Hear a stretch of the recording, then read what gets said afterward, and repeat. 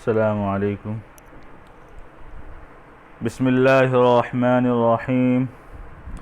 وفرض الغسل المزمزة والاستنشاق وغسل سائر البدن، اور غسل کے فرض کلی کرنا، ناک میں پانی ڈالنا اور تمام بدن کا دھلنا، وغسل سائر البدن، اور تمام بدن کا دھلنا۔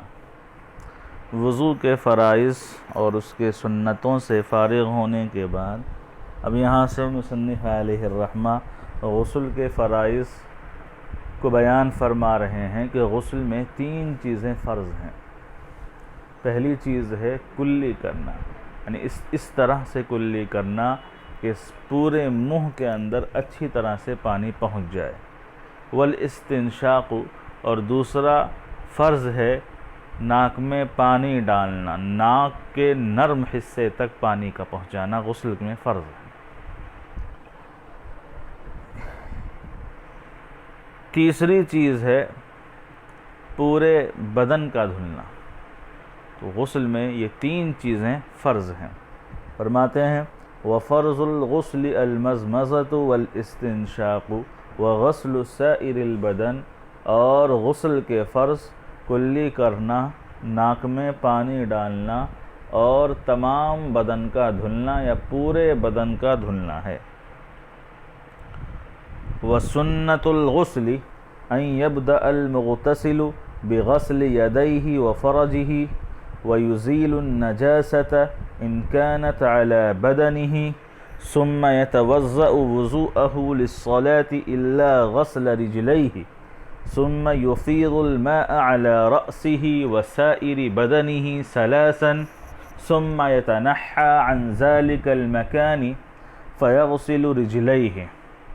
وَسُنَّةُ الْغُسْلِ، اور غسل کا مسنون طریقہ یہ ہے کہ غسل کرنے والا پہلے اپنے ہاتھوں کو اور اپنے شرمگاہ کو دھوئے۔ أَن يَبْدَأَ الْمُغْتَسِلُ بِغَسْلِ يَدَيْهِ وَفَرْجِهِ، اور غسل کا مسنون طریقہ یہ ہے کہ غسل کرنے والا پہلے اپنے ہاتھوں کو اور اپنی شرمگاہ کو دھوئے۔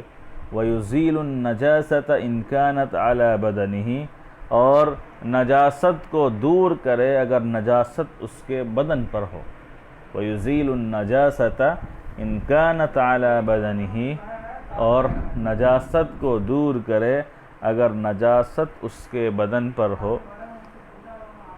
ثُمَّ يَتَوَضَّأُ وُضُوءَهُ لِلصَّلَاةِ إِلَّا غَسْلَ رِجْلَيْهِ، پھر نماز کے وضو کی طرح وضو کرے۔ ثُمَّ يَتَوَضَّأُ وُضُوءَهُ لِلصَّلَاةِ، پھر نماز کے وضو کی طرح وضو کرے۔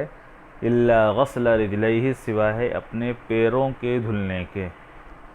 ثُمَّ يُفِيضُ الْمَاءَ عَلَى رَأْسِهِ وَسَائِرِ بَدَنِهِ ثَلَاثًا، پھر اپنے سر پر اور تمام بدن پر 3 مرتبہ پانی بہائے۔ ثُمَّ يُفِيضُ الْمَاءَ عَلَى رَأْسِهِ وَسَائِرِ بَدَنِهِ ثَلَاثًا، پھر اپنے سر پر اور تمام بدن پر، پورے بدن پر 3 مرتبہ پانی بہائے۔ ثُمَّ يَتَنَحَّى عَنْ ذَلِكَ الْمَكَانِ، پھر اس جگہ سے ہٹ جائے۔ فَيَغْسِلُ رِجْلَيْهِ، پھر پیروں کو دھلے۔ ثُمَّ يَتَنَحَّى عَنْ ذَلِكَ الْمَكَانِ، پھر اس جگہ سے ہٹ جائے۔ فَيَغْسِلُ رِجْلَيْهِ، پھر پیروں کو دھلے۔ وضو کے فرائض سے فارغ ہونے کے بعد اب مصنف علیہ الرحمہ یہاں سے وضو کا مسنون طریقہ بیان فرما رہے ہیں کہ وضو کا مسنون طریقہ یہ ہے، وضو نہیں، غسل کا مسنون طریقہ یہ ہے کہ غسل کرنے والا سب سے پہلے اپنے دونوں ہاتھوں کو گٹوں تک دھوئے اور اپنی شرمگاہ کو دھوئے۔ غسل کرنے والا سب سے پہلے اپنے دونوں ہاتھوں کو گٹوں تک دھوئے اور اپنی شرمگاہ کو دھوئے، اور اگر اس کے بدن پر کہیں نجاست لگی ہوئی ہو تو اس نجاست کو دور کر دے، کیونکہ اگر وہ بدن پر لگی ہوئی نجاست کو پہلے دور نہیں کرے گا تو اس سے پورا بدن جو ہے نجاست میں ملوث ہو جائے گا۔ تو اپنے پورے بدن کو نجاست میں ملوث ہونے سے بچانے کے لیے ضروری بہتر یہ ہے کہ وہ اپنے نجاست کو پہلے ہی دور کر دے تاکہ نجاست اس کے سارے بدن میں نہ پھیلے۔ پھر اس کے بعد جس طرح سے نماز میں وضو کیا جاتا ہے اسی طرح وضو کرے، لیکن اگر مثال کے طور پر کہیں اونچی جگہ غسل کر رہا ہے یا کسی چوکھی پر غسل کر رہا ہے جہاں پانی جمع نہ ہوتا ہو تو وضو کرتے وقت میں جو ہے اپنے پیروں کو دھل لے، اور اگر ایسی جگہ غسل کر رہا ہے کہ جہاں پانی جمع ہوتا ہے اور وضو کرنے کے بعد بھی اس کو پیروں کے دھلنے کی ضرورت ہوگی تو ایسی صورت میں جب وضو کرے تو اپنے پیروں کو نہ دھوئے بلکہ صرف وضو کرے، پیروں کے دھلنے کو چھوڑ دے، اس کے بعد اپنے سر پر اور اپنے پورے بدن پر 3 مرتبہ پانی بہائے، اس کے بعد اس جگہ سے ہٹ کر کے جو ہے پھر اپنے پیروں کو دھلے۔ یہ ہے غسل کا مسنون طریقہ۔ وَسُنَّةُ الْغُسْلِ أَن يَبْدَأَ الْمُغْتَسِلُ بِغَسْلِ يَدَيْهِ وَفَرْجِهِ، اور غسل کا مسنون طریقہ یہ ہے کہ غسل کرنے والا پہلے اپنے ہاتھوں کو اور اپنے شرمگاہ کو دھوئے، وَيُزِيلُ النَّجَاسَةَ إِن كَانَتْ عَلَى بَدَنِهِ، اور نجاست کو دور کرے اگر نجاست اس کے بدن پر ہو۔ ثُمَّ يَتَوَضَّأُ وُضُوءَهُ لِلصَّلَاةِ، پھر نماز کی طرح وضو کرے۔ ثُمَّ يَتَوَضَّأُ وُضُوءَهُ لِلصَّلَاةِ، پھر نماز کے وضو کی طرح وضو کرائے سوائے اپنے پیروں کے دھلنے کے، إِلَّا غَسْلَ رِجْلَيْهِ، سوائے اپنے پیروں کے دھلنے کے۔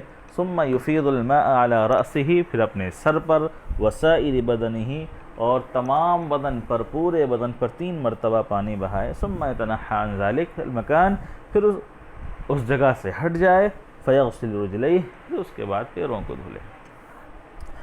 وَلَيْسَ عَلَى الْمَرْأَةِ أَن تَنْقُضَ ضَفَائِرَهَا فِي الْغُسْلِ إِذَا بَلَغَ الْمَاءُ أُصُولَ الشَّعْرِ،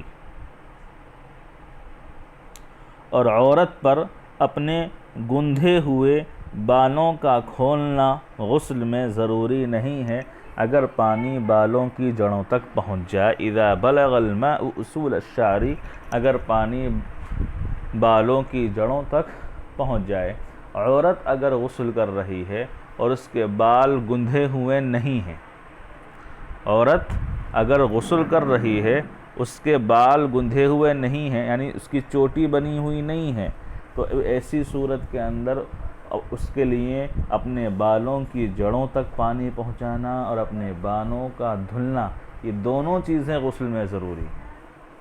اس بات کو اچھی طرح سے سمجھ لیں کہ عورت اگر غسل کر رہی ہے اور اس کے بال گندھے ہوئے نہیں ہیں، یعنی اس کی چوٹی بنی ہوئی نہیں ہے، تو پھر اب ایسی صورت میں اس کے لیے اپنے بالوں کی جڑوں تک کا پانی پہنچانا اور اپنے کھلے ہوئے بالوں کا دھلنا، یہ دونوں چیزیں ضروری ہیں۔ لیکن اگر اس کے بال گندھے ہوئے ہیں یعنی چوٹی بنی ہوئی ہے اور بالوں کو کھولے بغیر پانی جڑوں تک پہنچ جائے تو پھر اب گندھے ہوئے بالوں کا کھولنا اس پر ضروری نہیں ہے، ان کا دھلنا اس کے لیے ضروری نہیں ہے، لیکن شرط یہ ہے کہ وہ پانی بالوں کی جڑوں تک پہنچ جائے۔ اس مسئلے کو اچھی طریقے سے سمجھ لیں کہ عورت اگر غسل کر رہی ہے، اس کے بال گندھے ہوئے نہیں ہیں تو بالوں کی جڑوں تک بھی پانی پہنچانا ضروری ہے، اسی طرح کھلے ہوئے بالوں کا دھلنا، یہ دونوں چیزیں ضروری ہیں۔ لیکن اگر بال گندھے ہوئے ہیں، چوٹی بنی ہوئی ہے اور چوٹی کو کھولے بغیر پانی جڑ تک پہنچ جائے تو پھر اب بالوں کا کھولنا ضروری نہیں ہے، بالوں کا دھلنا ضروری نہیں، صرف جڑوں تک پانی پہنچانا یہی کافی ہو جائے گا۔ وَلَيْسَ عَلَى الْمَرْأَةِ أَن تَنْقُضَ ضَفَائِرَهَا فِي الْغُسْلِ إِذَا بَلَغَ الْمَاءُ أُصُولَ الشَّعْرِ، اور عورت پر اپنے گندھے ہوئے بالوں کا کھولنا غسل میں ضروری نہیں ہے۔ اذا بلغ الماء اصول الشعر، اگر پانی بالوں کی جڑوں تک پہنچ جائے۔ اذا بلغ الماء اصول الشعر، اگر پانی بالوں کی جڑوں تک پہنچ جائے۔